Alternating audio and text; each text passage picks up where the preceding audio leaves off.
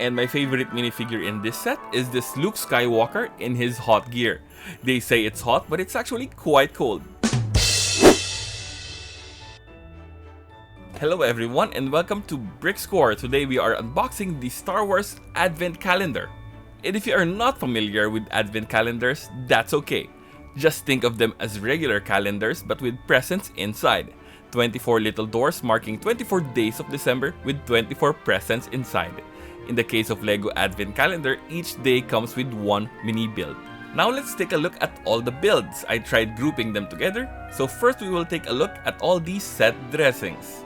Set dressings here mean builds that are not characters or vehicles, but various objects or places featured in the movies. My favorite build in this category has got to be this Hot Rebel defense turret.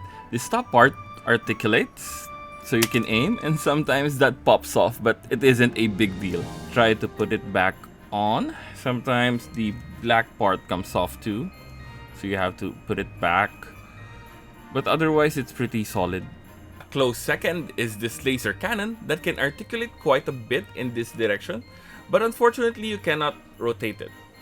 Still on hot, we get this nice iced Wampa cave complete with a small bone, and a way to hang Luke upside down till he masters the Force.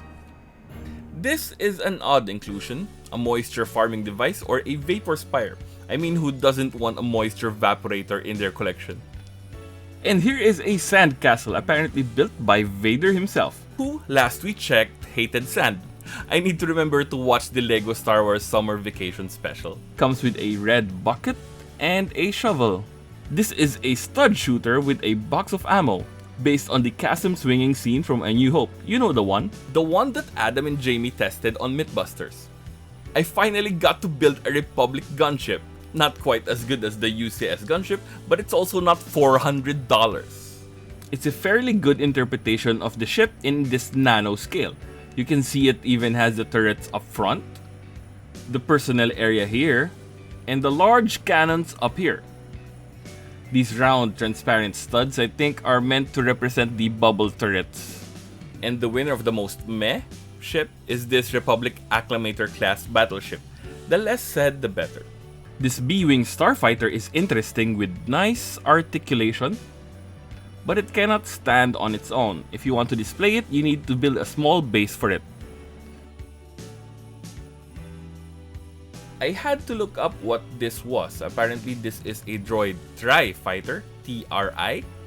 Clever use of technique pieces allow for concise construction. We have to talk about this little guy. Standing next to this minifig, this ATST is either incredibly tiny in scale, or this clone trooper is a building-sized giant. I will let you decide your headcanon. This adorable vehicle comes with a white plate so you can display him like he is walking around and not worry about him falling over. These two are land speeders. One is Luke's X-34 and the other is a V-35 Courier. This one has a more pointy tip, but this one goes faster. I like the orange and white motif going on here, but the attention to detail on this one is next level. See these white and gold studs? They represent Luke and 3PO riding the land speeder. This is the Marauder, the primary ship shown on Star Wars The Bad Batch. I personally haven't seen the series, but this color scheme and folding mechanism piqued my interest. I might end up watching it. This nanoscale T-16 Skyhopper has nice articulating arms, and it looks like it's ready to hunt down some womp rats. And the last vehicle is the TIE Interceptor, not to be confused with the TIE Fighter. The clever use of these plates with clips on the wings not only simplify the build, but also allow articulation and posing. If you are enjoying this video so far, please boop the like button below. It helps the channel by telling YouTube that you like this video and you think more people should see it. Here is Darth Vader. Why is he wearing a summer shirt, you ask? Well, he needs a break from all the pressures of the Empire and the Emperor. Look at that face. Yeah, he definitely looks like he needs a nice long tropical vacation. Too bad he is stuck on hot hunting down Luke. A closer look at the shirt reveals that the tropical scene features an ominous looking moon. Okay, so not a moon, but the actual Death Star, which does not bode well for this supposed paradise. A pair of footwear as well as a beach ball is included. No back of the head printing, but some nice details are included. I'm not sure these count as minifigs, but they are definitely cool characters. This battle droid was easy enough to put together, just a shame that it doesn't have a wider range of motion. The legs are molded in one piece, so they don't move independently, it's just one unit like this. And the arms are also molded in a single piece, so there is no articulation, there's no elbow joints, which is a shame. The head moves though, just like this. I wonder if it can still fold, like... Oh, okay. So it doesn't really fold. This festive version of the GNK Gonk Power Droid is ready to provide Christmas cheer to anyone who needs it. He sports a red hat with a white ball on top. This white beard piece makes him look very Christmassy indeed. Up next are a pair of troopers. This clone trooper commander has yellow markings on his helmet and arms, as well as some circles on his chest armor. Printing on the legs but no alternate face print, just the single clone face. This snow trooper comes with a white helmet piece which when removed reveals this face print. No alternate face, though it has shiny torso prints that blend down into the legs.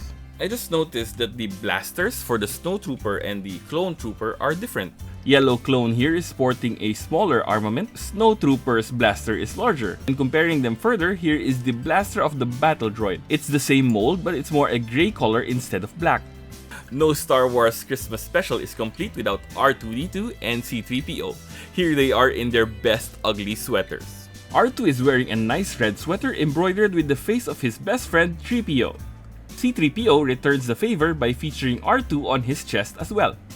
On their backs, R2 is repping the Alliance while 3PO's back is a plain pattern. It's okay 3PO, it's not like the fate of the galaxy is at stake. And my favorite minifigure in this set is this Luke Skywalker in his hot gear. They say it's hot, but it's actually quite cold. His outfit is incredibly detailed, including the front of the legs. This helmet has a visor that you can take from the top and put it in front of his eyes for protection. When you turn him around, you don't even have to remove the helmet to know that there is an alternate face print. I'm liking this inquisitive or constipated look for Luke, so I'm gonna turn his head around and use this. A shiny silver hilt and trans blue lightsaber completes his look. And here are all the leftover parts. My favorite is this extra lightsaber hilt, it's so shiny. Unfortunately, they stopped short of giving you a second lightsaber, so there's no second blade here. I'm just glad there are no stickers in this kit.